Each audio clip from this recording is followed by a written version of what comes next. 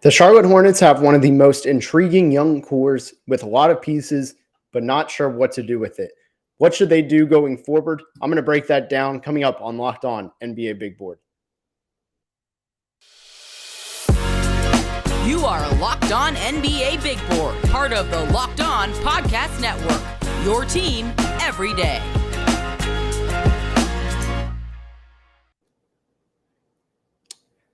What is up? My name is Richard Stamen. You might know me better as @MavsDraft on Twitter. I am media credentialed in college basketball. I go to all the TCU games. That's my hub for college basketball. Also go around the country and go to combines and events and things like that, credentialed for a lot of stuff NBA draft and college basketball related, trying to expand in high school, potentially maybe even up to the NBA, but for now, just kind of the farm system. But want to thank you for making Locked On NBA Big Board your first listen of the day. You probably listen for Rafael Barlow, who is out on paternity leave. So congratulations to him. He'll be back soon, probably next week, maybe the week after, not sure. But in the meantime, I am filling in also with Draft Dummies and Leave Tulane. So for today, I want to talk about the Charlotte Hornets. I say that as I am wearing a Charlotte Hornets shirt, which, by the way, if you're on YouTube, thank you very much for subscribing, watching, all that. It means a lot to us as we're growing. If you're not on YouTube, it would mean a lot if you could just, hit the subscribe button, the usual like, subscribe, share, all the fun stuff. We're actually in a little Locked On competition where we're trying to climb the ranks on most subscribed Locked On channel. Locked On Mavs is number 1. Locked On Celtics and Lakers are number 2 and 3 or something. We don't expect to catch them, but we want to make our presence known in the top 10. So it would mean a lot if you could just hit subscribe. You never have to check back or anything. Just let us get those metrics up and climb that leaderboard. It would mean a lot. So I say all of this stuff about the Charlotte Hornets as I wear a James Bouknight. I don't think you can really see it without me fully standing up, and I'm not going to do that. But I'm wearing a James Bouknight shirt right now. And actually, if I remove the overlay, it really doesn't do anything, actually. So the Hornets are in a weird situation. They have a lot of young talent. Their last coach, James Borrego, didn't really develop the young talent. They have some pieces that face legal trouble. I think that's something that is definitely a cloud over them with the whole Miles Bridges situation. I know Montrezl Harrell at one point, if I'm not mistaken, I feel like I should have just stopped there because I can't even remember if Harrell finished with the Wizards or the Hornets. And my basketball reference page doesn't want me to click on his name.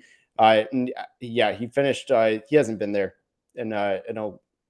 actually, no, excuse me. He did finish there. So disregarding that, regardless, Miles Bridges, will stop at that. Miles Bridges faces legal trouble, which opens up a door for a lot of these guys, actually. So let's start with James Bouknight. If you followed me last year, I was probably too high on him. It's still too early to say, but I would guess I had him number 5. I don't see him being the 5th best player in this draft. He would have to have an explosive second year, but generally the 5th best player, they're good in their first year too. So I'm probably taking an L on that, but I still do think he can be a good player. His talent is oozing. With James Bouknight, you look at a guy who, in theory, could be a 3-level scorer, can facilitate a little bit, should be able to hold his own defensively, not be anything special. Definitely not a lockdown guy, but you hope he's not a defensive liability. And with bringing in Steve Clifford, I think if you're trying, Steve Clifford's going to play you. That's why Michael Carter-Williams was actually a good player before he got hurt in Orlando. He revived his career under him. It's not at all the same player, but you look at just the type of player. If you have a motor, you're going to stick in with Steve Clifford. So I'm curious to see how James Bouknight does that. But with the guard competition, they would have to clear out some spots for him to really be able to play. I mean, Terry Rozier and LaMelo Ball dominate the minutes at the guard position. Granted, a lot of those are together, so some of those backup minutes should open, but we haven't seen James Bouknight in action in a while. And when he did play last season, it was a lot of garbage time minutes. He looked really cool a lot of the times doing it. Like, he is flashy. That was a big reason I liked him a lot, because I think he can create highlights. And while that is good for like social media and stuff, the factor with the on-court element of that is that he can create for himself, make advanced plays, because the advanced plays are the flashy highlights, right? But a lot of times it's within the system. What he needs to do, or the flow of the offense, what he needs to do going forward is he needs to kind of iron that out and make sure that he's doing making the right decisions consistently and not just going for a highlight play because he can, and just kind of keep it within the flow of the game. I think that'll actually help him a lot for at least now and then maybe down the road he can get a little bit better at that. But James Bouknight faces an uphill battle. I think having Bryce McGowan's be drafted also hurt. He's on a two-way, but he's a 6'7" guard who does a lot of the same things. You're not going to see a ton out of him defensively. At best, he kind of holds his own. Doesn't really lock anybody down, but he has some defensive issues to work out. I personally think he outplays his two-way contract. I really wanted him in Dallas at 37. Thought was a steal. I forget what pick he was picked at, but I really like his game. Think it's 6'7". You have a lot of the similarities of flashy creator, athletic, can get to the rim, draws fouls. And I think that stuff translates. So ultimately, he's going to outplay his two-way contract, in my opinion. But what is the fate of James Bouknight is the hot question in Charlotte, because he missed summer league with an injury. He didn't really play last year. He's got good size. He's 6'5", 190. Obviously, still needs to add some weight. Did have some flashes throughout the year, but I mean, his stat line was nothing because he played 10 minutes a game, 4.5 points a game on 35% shooting. So it was really bad. For me, I want to see him just get in the game, play 15 minutes a game, up it a little bit in actual 15 minutes, not like, hey, try you in the second quarter. All right, 5 minutes, it didn't work. Game's a blowout now in the fourth quarter. Let's just play in the full fourth quarter. It's happened before. I'd like to see him graduate from that. That's a huge step, which it sounds like such an easy thing. I don't know. For me, that's a big question mark still, because the injury really slows him down. Injuries really suck for young players. They suck for anybody, but like young players trying to break the course, they need that. So I'm interested to see how Steve Clifford does with him, because if you remember James Bouknight and James Borrego, I mean, it was very public that they didn't like each other. I mean, James Bouknight, if I'm not mistaken, he wouldn't check in. He was yelling at him like on the sidelines, pretty much cussing him out. Not a good look for either party in that. So hopefully the coaching change helps. The problem is, and this is going to be an overarching theme on everybody I talk about in this, is Steve Clifford doesn't have much of a better track record of developing young players. He kind of did in Orlando, I guess. But like, he's the same way Rick Carlisle is good at maximizing role players. It's not really developing players. Maximizing role players who are 26, 27 is a lot easier, I think, than developing a 20-year-old, 19-year-old, 21, somebody who's still in their early rookie contract and learning the NBA, not only on court and practice and games, like plays and everything, but also just the lifestyle. I don't know behind the scenes that stuff, but he hasn't exactly had a track record of developing players at a high level. James Borrego was very not fond of young players. So I'm interested to see what happens on that. Personally, I don't think it was a great development hire. I think, they want to win. I think their defense is going to take a big jump next year, which is good for most of their rotation players. I personally don't think LaMelo Ball is a terrible defender. I think it kind of sucks. Miles Bridges, if he had stayed out of legal trouble, could have fit really well, because I love his game on court. But unfortunately, he's, from everything we know, he's not a good person. So I'm not really going to factor him into this. And I don't see him playing in the NBA this year if he gets found guilty. So that's something that, innocent until guilty. So I'm not going to judge that, but something to keep an eye on. That is a cloud hanging over his head. But the rotation players will see an increase in defensive production. I think you're going to see lineups with Kelly Oubre. LaMelo Ball's not a bad defender. I mean, Jalen McDaniels will probably get in there. Gordon Hayward, PJ Washington. Some of those guys I think are really talented. They are a little bit thin. If any of those guys go down, they're relying on young players now. So not really sure what happens on that front. They may trade Hayward. Who knows? They may add guard depth if they don't trust any of the young players. But James Bouknight really does have an opportunity, because the roster's thin. Maybe he gets in as the third guard, which in this case, the Hornets started Melo and Rozier a lot. That would put James Bouknight as a backup point guard that plays real minutes, or backup shooting guard, however they want to play him, would help him a ton. So interested to see what happens with James Bouknight. I want to talk about some of the bigs as well. The bigs are really intriguing. Kai Jones, JT Thor, Mark Williams. But first, let me tell you about Built Bar. If you haven't tried the Built Bar Puffs yet, you're depriving yourself of one of life's greatest joys. I actually had one today, so I can confirm this. And guess what? There's a new flavor. It's ready. Are you ready? It's delicious, indulgent cookie dough covered in chocolate. That's right. Built has done it again. Cookie dough chunk puffs have a light and chewy texture, real cookie dough chunks, and of course, they're covered in 100% real chocolate. You get all of the joys of eating cookie dough without the hassle of making it, plus it is healthy for you. They're only 160 calories, and they have a whopping 15 grams of protein in them. So run to Built.com right now to snag a box for yourself and the family, or just for yourself, or you and your roommate, anything like that. It'll be the perfect treat just to keep in the pantry. You can find a really good hiding spot for them if you want to hoard them for yourself. But like all Built bars, the new cookie dough chunk puff is covered in 100% real chocolate. That means they're healthy and tasty. Chocolate covered cookie dough with a light, fluffy texture. It is so good. They send a package to us, all the Locked On hosts, and it is absolutely delicious. What's great about Built is all of their bars are made with collagen protein, which your body absorbs more efficiently and provides tons of health benefits. You eat something that tastes good and is good for you. You're going to love the new cookie dough chunk puff. Whether you need a snack for your workout, a late night treat, or just grab a quick bite, Built is the perfect protein bar, and they taste better than a candy bar. Ditch the calories, fat, and sugar. Grab yourself a Built bar. Go to Built.com, use promo code LOCKED15, and get 15% off your order. Use promo code LOCKED15. So I want to continue talking about the Charlotte Hornets and their honestly, I think it's fascinating, their future, because they have a blend of some rotation players just kind of going down the list. They have Gordon Hayward's been in the veteran players. Gordon Hayward's been in the league 12 years. Mason Plumlee, 9. Kelly Oubre entering year 7. Terry Rozier, 7 as well. PJ Washington entering the end of his rookie contract. Jalen McDaniels, same draft class. LaMelo Ball is actually already halfway to free agency. It's kind of crazy to think. He was drafted not even 3 full years ago, but he's already in year 3. And not even 2 full years ago. He was drafted in November of 2020. And he's already entering year 3. It's been a very hectic, I should say, year or career for him so far. A lot of games in a little bit of time, but they have a lot of young players too. You look at Nick Richards. Then going down the line of bigs, the bigs are really where you see it. Again, PJ Washington is on the end of his rookie contract. That's going to be a big domino for what they do. You also have Kai Jones, first round pick last year out of Texas. JT Thor, second round pick last year out of Auburn. Mark Williams, first round pick out of Duke. So this begs the question, what do the Hornets do at center?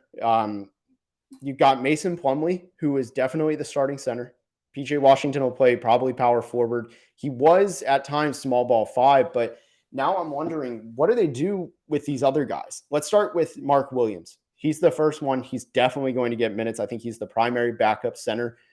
If Mason Plumlee gets traded, I could see an avenue where he's probably the first one next in line. I think he's probably the best this year player, of the 4 guys that are in the mix. That's Nick Richards, Kai Jones, JT Thor, and Mark Williams. I think Mark Williams is the best player of the 4. So for me, I think he's going to be the first one because he's going to defend the rim. He's going to be great in the pick and roll with LaMelo Ball. All of this is a backup I'm talking about. And I think he's going to be an underrated passer. I think especially you look at dribble handoffs, you look at how he's going to read plays from the top, read defenses from the top of the key. I think all of that is really valuable. And for a young team, it's almost a connecting piece as a center. So wouldn't shock me if he slides into the starting center role. What's going to be the big domino is, do they kind of sell? Because they're in a weird situation. This is a great time to tank by accident almost. I know it's like a forbidden word in the NBA, but you look at the possibilities of who they could trade. They could move Gordon Hayward. He could definitely be gone. PJ Washington, if they decide they don't want to pay him, he could be out the window. So he's somebody to also look at as potentially on the block. Mason Plumlee, again, might not be there by the end of the year. If they're an under 500 team at the trade deadline, it really would not shock me to see them move off of some of these guys and just embrace the youth movement. Kelly Oubre could be gone as well.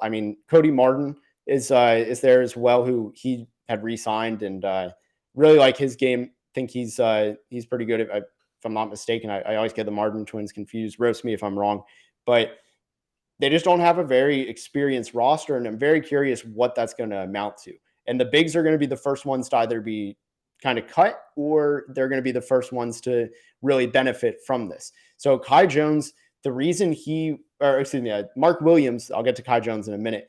The reason Mark Williams would probably be stepping up and make Mason Plumlee expandable is you upgraded defense. I said it in the first 5 minutes ago that Steve Clifford loves defense and he makes guys better at defense. Mark Williams, while he does have some concerns on the perimeter, would be, and we documented that all throughout the draft process, that would be a little bit negated, I think, under Steve Clifford. I think he'd find a way to maximize that, and he would be an outstanding rookie defender at center, which is not always the easiest thing. Centers have a long learning curve, I think, a lot of times. I mean, we've seen it across the board. It's not uncommon for centers to be late bloomers. So Mark Williams, I think if he has a first year where he doesn't have that learning curve, that's huge for him. And at this point, the passing, the only difference between Mason Plumlee's passing and Mark Williams is, and I'm underselling Plumlee's passing here, so he's one of the best passing centers in the league. But the big difference is Mason Plumlee can actually run in transition and be a ball handler in transition, or at least a passer in transition. Mark Williams can't, at least that we know if he didn't do it at Duke. And he also, I don't know if he's as nifty out of the post playmaking as Mason Plumlee is. But that's something that I think he'll get better at. The transition is probably the big difference maker. But you look at defense is better. The scoring will probably be the same because he's just going to dominate in pick and rolls. And he's massive. He has a 9'9" standing reach, 7'5", 7'6" wingspan, 7'7", something like that. It's utterly absurd. He's a monster physically. So I personally think Mark Williams is going to be the first one to benefit. I think Kai Jones is another one who could. But Nick Richards is somebody who I haven't seen a ton of him. I know a lot of Hornets people do like him.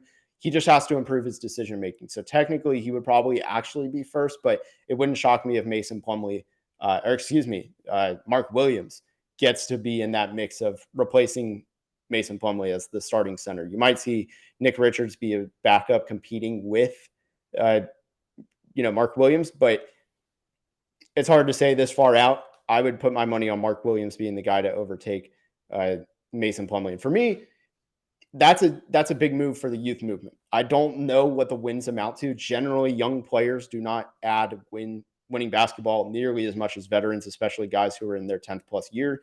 Like Mason Plumlee, he's the most experienced player on the team. Or excuse me, he's the second most. He has nine years. This is year 10. But generally, a year 10 player is going to be much more impactful to winning than even a good rookie. So hard to say. All that to say, watch for Mark Williams. I think he starts personally by game 40. And if he's starting by game 40, actually, that sounds too bold. I think he's starting by game 50, which is around February, if I'm not mistaken. I think it's early, mid-February. It's right in line with the trade deadline. And Mason Plumlee's out. You can trade him. I don't know what his contract is. I probably should have looked that up before I started talking. So forgive me on that as I try and find it. It looks like, it looks like this is year 3 of 3. So it's very realistic. He's out the door. And Mark Williams, if they want to do that, this is the easy path to the youth movement. I'll talk about the other guys in the mix as well, Kai Jones and JT Thor in just a second, but quick word from our sponsors. So wanting to continue here with JT Thor and Kai Jones, I think they're really fascinating second-year players who could enter in the mix of starting minutes even, or at least heavy rotation minutes at power forward and center. Kai Jones is easy to play with another center because he's a traditional, or he's not a traditional, but he is a center. I would classify him as such. He is 6'11", 218. He's a little bit skinny still, but he can stretch the floor, has some ability to take guys off the dribble. He did in Texas, at least. I don't know how that's translating to the NBA. Moves really well on defense. Doesn't do a lot in between those two things. He doesn't really pass.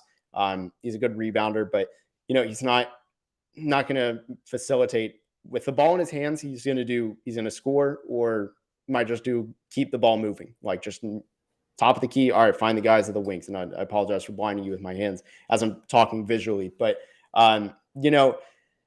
Kai Jones is a mobile center. He can shoot. That's enough. If going back to Mason Plumlee, I never thought I would give Mason Plumlee this much attention. But if Mason Plumlee is staying, PJ Washington is injured or something, they might experiment with Kai Jones at power forward. The issue with Kai Jones is the tools are really good. I don't think that's why he's not playing, because he really didn't play much either last year. He only played, 20 games. So he's still very raw, and it shows. His decision-making on both ends is rough. There was a game in Summer League. He tried going coast to coast for absolutely no reason. And he was the center. He was like, I mean, it was him, JT Thor, and then like guards. And he was like, all right, this is my time. And then they lost the game because of it. So, I think Kai Jones really needs to brush up his decision making. That's always been his biggest swing factor. It's not really ever been, can he shoot? Can he defend? That stuff's almost staples for his game. It's just processing the game quickly, more effectively. Can he do that? JT Thor, on the other hand, is somebody who is raw. And yes, he does also need to handle those, quick decisions a little bit better. Probably on defense a little bit more, honestly, just to be more consistent, but he also needs to have strength there. Offensively, I think he's going to be doing a couple of things this year at least. He's going to spot up and he's going to be at the dunker spot. In theory, he should be able to do things in between that, which are catch and drives, simply isolation. I think he has a good enough ability to get to the rim. I don't think he has a great handle or anything, but given the fact that he's about 6'9", 6'10", 6'11", somewhere around there, I've heard all three. So Basketball Reference lists him at 6'10". We'll go with that. His ability to at least put the ball on the floor and take somebody onto the rim. He has a quick first step. I think it's going to do a lot for him. Personally, if you move either PJ Washington or Mason Plumlee, I think he might have to be the first power forward candidate you put there, because I think you can play Mark Williams and JT Thor together. I think you can play PJ Washington and JT Thor opposite ways. You can play Kai Jones and JT Thor. They have a lot of flexibility with how they do that. So there's a lot of options there. I think he can be a good enough defender. Again, though, this begs the question, how much are the Hornets trying to win? I doubt Steve Clifford is out there trying to command the tank, out to get Victor Wembanyama. So to me, that's a big question mark. Are these guys going to take a step forward? They invested a lot in the G League for these players. And then also, can they trust them to be year one, or I guess this year players, year two for a lot of these, year two players to impact winning and help them stay afloat near the play-in, because they're about to be in 3 years of the play-in, 3 play-in games in 3 years. They need to change that. They got to get over the hump. There's 2 ways to do it. You take the risk, these young guys, somebody emerges that's a really good building block, or the more likely way is, hey, bottom out, trade Mason Plumlee. You might have to swallow a tough pill, but you'll get a good return, and trade PJ Washington. You could, another avenue, pretty much actually, those are the big 2 to get down in the 2023 draft. That would do a lot. We talked for the last few weeks. This class is stacked. I mean, it is ridiculous. My top 5 included there were 2 guys that I left out, the Thompson twins and Dariq Whitehead. They would have been top 3, top 4 this last year. It's ridiculous. It is a loaded class. It rivals 2021, maybe even 2018. This is a year to say, all right, we don't want to be in the play-in game again. Maybe can we just try and find a great talent at the top, get some lottery luck, something like that. They don't need to go like what the Spurs are about to do and just fully tank, but they do probably need to edge in favor of that, losing games for long-term upside play. And the Hornets, it's a tough pill to swallow given the fact they just drafted a star. He's an all-star in year 2, LaMelo Ball. It's really hard to tank with somebody like that. Granted, the Thunder have been doing it with SGA. I think they're pretty similar tier players. It's hard. The other avenue you could do is you trade PJ Washington as an future expiring for somebody with maybe Gordon Hayward, and you get a good value, maybe somebody who I don't even know who's on the market to do this, but it's an option. Maybe you do it at the trade deadline. I think it's best if you do it preseason. The big one I've always seen is Gordon Hayward for Russell Westbrook. Not a fan of it. I do not want to see Terry Rozier. I guess Rozier would probably have to go, but I do not want to see LaMelo Ball and Russell Westbrook together, even though they kind of would work for LaMelo. Kind of stunts his development. But yeah, so this is the Charlotte Hornets conversation. This has been circling in my mind. I'm like, what is this team doing? Because it's a really weird situation. I also shout out Jalen McDaniels. He's kind of similar to JT Thor, and that skinny forward who has ball skills and can play some defense. But he's somebody who can emerge as well. I realized I didn't shout him out, but the Hornets have a lot of young talent. Bryce McGowan's, like I said, is up there. James Bouknight, Mark Williams, Kai Jones, JT Thor, Jalen McDaniels, Nick Richards. I mean, I can't remember if I said Bryce McGowan's in the guard part, but they need wings. This is a good year to tank for wings too. I mean, even if you get somebody like Cam Whitmore, it's a really good outcome of a draft. So interested to see what they do in the next 12 months. They have a very big decision. I don't think there's a lot of, if you tank this year, it doesn't really affect next year a lot, just because, again, PJ Washington's expiring, Mason Plumlee's expiring. They're going to be off the books one way or another. However they determine they want to do something about it is a whole nother story. But they're not changing the timeline drastically. I think it's a 1-year thing. And for me, if you told me, hey, you have the option to be in the play-in game and probably not make the playoffs, or have a similar chance at getting a top 5, top 4 pick, yeah, give me the top 4 pick in this next year's draft. So my take, Hornets should probably say, hey, let's punt this year. It's a really hard pill to swallow because you have LaMelo Ball and Steve Clifford as a coach that does not want to tank. It's why he resigned from Orlando. Sometimes you got to do what you got to do, and you have to fail to succeed. I think it was Gloria and White Men Can't Jump who said something like that. When you lose, you don't always lose. Sometimes you win. It's really corny, but hey, sometimes it's the truth. But that is my Charlotte Hornets episode. Thank you so much for listening or watching. Again, if you're not on YouTube, please subscribe. It would help us a lot. Would mean just a ton to me, Raphael, Sam, and Leaf. But we'll be back tomorrow. We're going to do some fun stuff about maybe some redraft. Who knows? Thank you, and have a wonderful rest of your day.